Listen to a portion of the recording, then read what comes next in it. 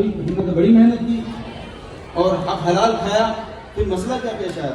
شوہر نے کہا مجھے تو بالکل اطمینان ہے، میری طرف سے کوئی کوتاہی نہیں ہوئی، تم بتاؤ۔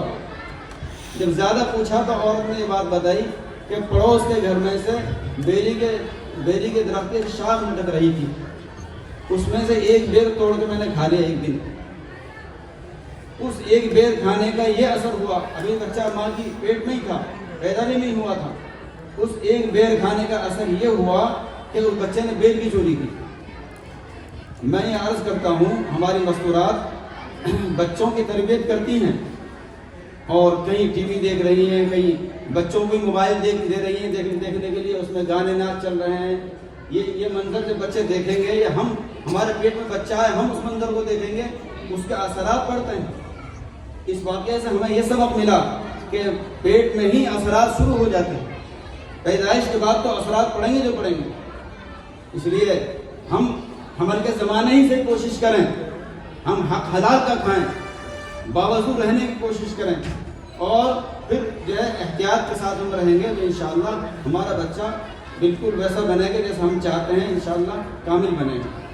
دوسری بات عرض کروں، تفصیل سے واقعہ نہیں سنانا، اشارہ کر رہا ہوں۔ ہمارے قریب میں خواجہ اجمیری رحمۃ اللہ علیہ تشریف فرما ہے، ہمارے سلسلے کے بڑے بزرگ ہیں، اور فاتحہ پڑھنے کے لیے ہم لوگ بھی جاتے ہیں، اور دنیا تو وہاں کتنی آ رہی ہے آپ جانتے ہیں۔ ان کے ہاتھ پر الحمدللہ اللہ تعالیٰ نے اسلام کو پھیلایا۔ وہ اپنی والدہ سے ملاقات کے لیے گئے اور والدہ سے کہا کہ امی جان، اللہ تعالیٰ نے مجھ سے دین کا اتنا کام لیا ہے، اتنے لوگ ایمان میں داخل ہو گئے۔ تو امی جان نے کہا بیٹا یہ تمہارا کمال نہیں، یہ میرا کمال ہے۔ خواجہ صاحب تو پریشان ہو گئے، یہ کیا بات؟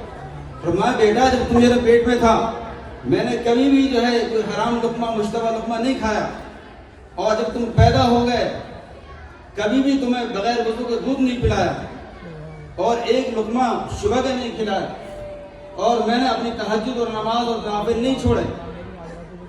تو فرمایا جب تمہاری اس طرح تربیت کی گئی شروع سے ہی، تمہارے ہاتھ پر لوگ جو ہے ایمان قبول نہیں کریں گے تو کس کار پر کریں گے؟ میرا کمال۔ پتا چلا بچوں میں جو کمال آتا ہے وہ ان کے والدین کی محنت سے آتا ہے، اور اس کے بعد میں استاد کی محنت سے آتا ہے۔ آج اساتذہ شکایت کر رہے ہیں ہم سے، مدرسوں میں جانا ہوتا ہے کہ ہم بہت کوشش کر رہے ہیں، ان کو شوق ہی پیدا نہیں ہو رہا، ان کے والد صاحب تو یہ چاہتے ہیں کہ بہت بڑے قاری بن جائیں، بہت بڑے عالم بن جائیں، اور خرچ بھی کر رہے ہیں، سب کر رہے ہیں، لیکن یہ بچے محنت نہیں کرتے، یاد کر لیں تو بھلا دیتے ہیں، شرارتیں کرتے ہیں، فلاں کام کرتے ہیں۔ تو یہ سب باتیں عام طور پر اس لیے ہیں کہ بے احتیاطی کا نتیجہ، لیکن اس کے باوجود ہم سب کو نا امید نہیں ہونا چاہیے۔ یہ کوئی ضروری نہیں ہے کہ ایسا ہی ہو، اللہ تبارک و تعالیٰ کی طرف سے خاص طور پہ ہدایت اور توفیق ہوتی ہے۔ ہم تو اللہ سے مانگیں، مقلب القلوب اللہ تعالیٰ ہیں، اللہ ان کے دلوں کو پھیرے، ہماری کوتاہیوں کو معاف کرے۔ ہم پوری کوشش محنت سے جب اپنے بچے کو آگے بڑھائیں گے انشاءاللہ بچے آگے بڑھے گا۔ اللہ تعالیٰ ہم سب کو کوشش اور محنت کی توفیق عطا فرمائے، اور جو کچھ ہوا ہے اس کو قبول فرمائے۔ وآخر دعوانا الحمدللہ۔ جزاکم اللہ خیر۔ قبل اس کے کہ ہم شہر مفتی